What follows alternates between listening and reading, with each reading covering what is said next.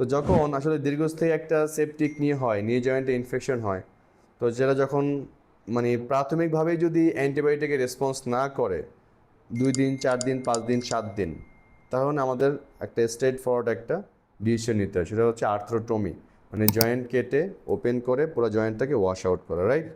আপনি যখন এই পরিস্থিতিতে আমার কাছে আসলেন, তখন কিন্তু রুগী আমি দেখা এখনও মনে আছে 2-3 জন অ্যাটেন্ডেন্স ছিল এবং হুইল চেয়ারে করে আসছিলেন, রাইট?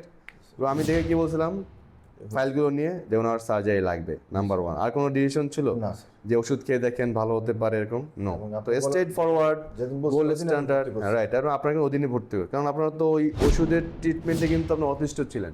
আর কত নিব, আর কত ইনজেকশন দেব, সময় তো চলেই যাচ্ছে, রোগী তো ভালো হচ্ছে না, রাইট?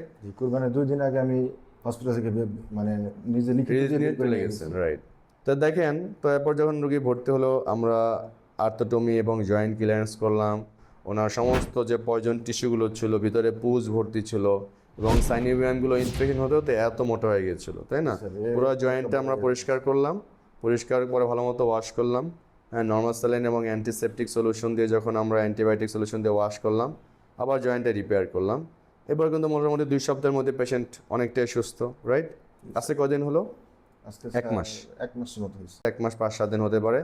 তো আজকে ওনার কিন্তু দেখেন পেশেন্ট পায়ে হেঁটে আসছে, তাই না? স্যার, হেঁটে কোনো হুইল চেয়ারে আসছে? না।